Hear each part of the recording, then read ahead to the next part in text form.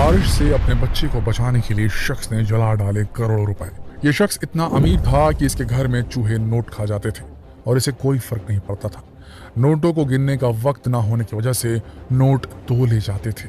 आज अगर ये शख्स जिंदा होता तो जेफ बेजोस और इलॉन मस्क भी इसके आगे पानी मांगते नजर आते। ड्रग और कोकीन की दुनिया का बेताज बादशाह, जिसका साम्राज्य पूरी दुनिया में फैला हुआ था। आज हम बात करने वाले हैं शख्स की जिसने पूरी दुनिया को अपनी मुट्ठी में कर रखा था। ज्यादा जानने के लिए वीडियो को अंत तक जरूर देखें। दोस्तों, आज हम बात कर रहे हैं कि ऐसे शख्स की जिसके एक दिन की कमाई बिलियन डॉलर में थी। हम बात कर रहे हैं पाब्लो एस्कोबार की। ये दौर था 90s का, जब पूरी दुनिया के ड्रग और कोकीन के साम्राज्य पर उसका एकमात्र राज था। वो पूरी दुनिया में ड्रग सप्लाई करता था और उसका कारोबार दुनिया के हर कोने तक फैला हुआ था और लाखों करोड़ों लोग, खासतौर पर युवा, इसके शिकार बनकर अपनी जिंदगी बर्बाद कर रहे थे। लेकिन पाब्लो का खजाना इससे और रोज बढ़ता ही चला जा रहा था। आपको यकीन नहीं होगा, लेकिन 1992 में 1992 में पाब्लो एस्कोबार की कुल इनकम 30 बिलियन डॉलर थी। इस वक्त वो दुनिया का दूसरा सबसे अमीर शख्स था और जिस स्पीड से उसकी इनकम बढ़ रही थी, अगर आज वो जिंदा होता तो इसकी आय दुनिया के सबसे अमीर इंसानों से भी ज्यादा होती। पाब्लो एक गरीब परिवार से ताल्लुक रखता था। उसका जन्म 1949 में कोलंबिया के रियो नेग्रो शहर के गरीब किसान परिवार में हुआ था और ये गरीबी ही उसके अपराध जगत में आने का सबसे बड़ा कारण थी। जब वो छोटा था तो उसके परिवार के पास उसे पढ़ाने के लिए पैसे नहीं थे, इसलिए अपनी ज़रूरतें पूरी करने के लिए उसने बचपन से ही छोटे मोटे अपराध करना शुरू कर दिए। यहाँ तक कि वो कब्र से पत्थर खोद कर भी बेच देता था। इसके बाद वो धीरे धीरे गांजा और सिगरेट की स्मगलिंग में शामिल होता चला गया। जब वो 20 साल का था तब उसने पहली किडनैपिंग की। उसने मेडलिन के एक अमीर एग्जीक्यूटिव को किडनैप कर लिया और फिरौती में $1 लाख की रकम मांगी।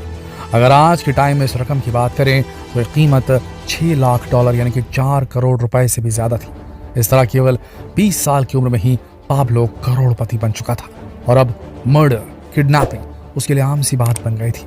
जब पाब्लो 26 साल का था तब एक बार उसने मेडलिन के ड्रग माफिया से मीटिंग की और उसे धोखे से मार दिया और उसके ड्रग साम्राज्य पर पाब्लो का कंट्रोल हो गया। यहीं से पाब्लो ने दुनिया पर राज करने की शुरुआत कर दी। पाब्लो ने सन 1976 में एक महज 15 साल की लड़की मारिया विक्टोरिया से शादी कर ली। पाब्लो की क्राइम स्टाइल हमेशा ही सबसे अलग थी। वो क्राइम करता और उसे छुपाने के लिए पुलिस और अफसरों को रिश्वत देता और जो अफसर रिश्वत लेने से मना कर देता उसे मार दिया जाता। वो ऑफिसरों से पूछता प्लाता और प्लोमो, यानी कि सिल्वर या सीसा। इसका सीधा सा मतलब था कि या तो रिश्वत लो या फिर गोली खाओ, और अपनी राह में आने वाले हर इंसान को मिटा दिया करता था। उसने हजारों लोगों को मौत के घाट उतार दिया। वहीं रिश्वत के चलते कई ऑफिसर अमीर भी बन गए और वो हमेशा पाब्लो की ढाल बनकर खड़े रहे। उस वक्त इसका ड्रग नेटवर्क इतना स्ट्रांग था कि अमेरिका के 90% एरिया में उसका ही ड्रग सप्लाई होता था और तो और पूरी दुनिया के 80% हिस्से में उसका ड्रग नेटवर्क सक्रिय था। उसने बहामास के आइलैंड को अपने कारोबार का हेड ऑफिस बनाकर रखा था। इस आइलैंड से ड्रग सप्लाई करने के लिए यहाँ एक एयरपोर्ट भी बना हुआ था, जहाँ एरोप्लेन में भरकर ड्रग को पूरी दुनिया में भेजा जाता था। और आपको जानकर आश्चर्य होगा कि दिन में 5 से 6 बार यह काम किया जाता था।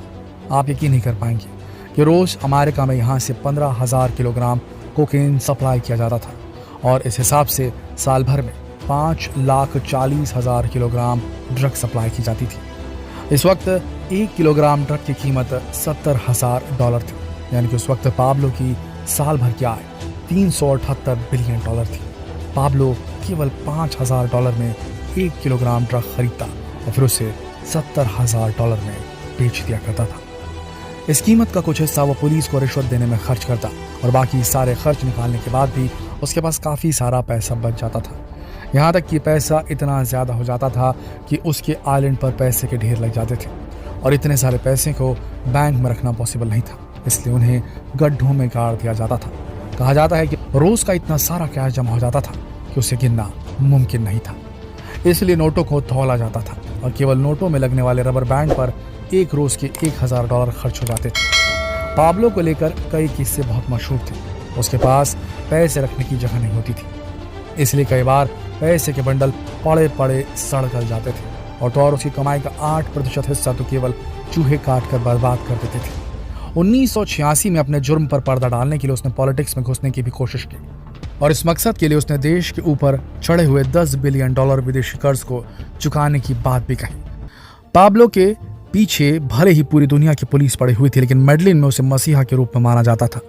उसने कई चर्च बनवाए, लोगों को ड्रग बेचकर कमाए गए पैसों को उसने गरीबों के लिए काफ़ी यूज़ किया, या कहें कि उसने खुद को अपने लिए एक रॉबिन हुड की छवि देने में कामयाबी हासिल कर ली थी। उसकी एक कहानी काफ़ी फेमस है। कहा जाता है कि एक बार जब पुलिस उसके पीछे पड़ी हुई थी तब उसने पहाड़ों में कॉटेज में जाकर खुद को और अपने परिवार को छुपाया हुआ था। उसकी बेटी को ठंड की वजह से बुखार आ गया और उस वक्त उसके पास उसे ठंड से बचाने के लिए कोई साधन नहीं था। उसने अपने जमा किए गए पैसे में से $2 मिलियन निकाले और उन्हें आग के हवाले कर दिया। जी हाँ, $20 लाख यानी कि 13 करोड़ रुपए उसने ऐसे ही झटके में आग में सुहा कर दिए थे बच्ची को ठंड से बचाने के लिए। इससे पता चलता है कि पाब्लो के लिए पैसा कागज के टुकड़ों से ज्यादा कुछ नहीं था। एक वक्त ऐसा भी था कि उसकी एक दिन की कमाई 400 करोड़ रुपए थी। सन 1989 में 1989 में फोर्ब्स मैगजीन के अनुसार पाब्लो एस्कोबार दुनिया का 7वां सबसे अमीर शख्स था। उस समय उसकी अनुमानित आय लगभग 16 खरब रुपए थी। उसके पास कई लग्जरी गाड़ियां और महंगे मकान थे। वो एक लग्जरियस लाइफ जीता था। लेकिन जैसा कि कहा जाता है, हर जालिम का अंत कभी न कभी होता ही है। यहाँ भी ऐसा ही हुआ। वो दिन था 2 दिसंबर 1993 का 1993 का, जब पाब्लो के पीछे पुलिस पड़ी हुई थी। वो अपने बॉडीगार्ड के साथ पुलिस से बचने के लिए छतों पर से कूदता हुआ जा रहा था, लेकिन इसी बीच उसे गोली लग गई और वो मारा गया। कुछ लोग बताते हैं कि पुलिस से पकड़े जाने के डर से उसने खुद को गोली मार ली। पाब्लो भले ही जुर्म की दुनिया का बेताज बादशाह था, लेकिन अपनी रॉबिन हुड इमेज की वजह से वो काफी लोकप्रिय भी था और इसीलिए उसकी अंतिम यात्रा में 25,000 से ज्यादा लोग शामिल हुए और इस तरह जुर्म की दुनिया के सिकंदर का अंत हुआ। दोस्तों, कहा जाता है कि जुर्म की उम्र लंबी नहीं होती और मौत वो शय है जिसके आगे करोड़ों की दौलत भी फैल हो जाती है और हर इंसान को उसके कर्मों की सजा भुगतनी ही पड़ती है। और पाब्लो की कहानी भी कुछ इसी तरह है। आपका इस बारे में क्या ख्याल है, हमें कमेंट में ज़रूर बताएं। वीडियो को अपने दोस्तों के साथ ज़रूर शेयर करें ताकि वो भी पाब्लो के बारे में ज़्यादा से ज़्यादा जान सकें। वीडियो को लाइक और शेयर करना ना भूलें। कल फिर मिलते हैं एक और रोचक जानकारीप्रद वीडियो में। तब तक के लिए आप सबका इस वीडियो के अंत तक बने रहने के लिए दिल की गहराइयों से धन्यवाद।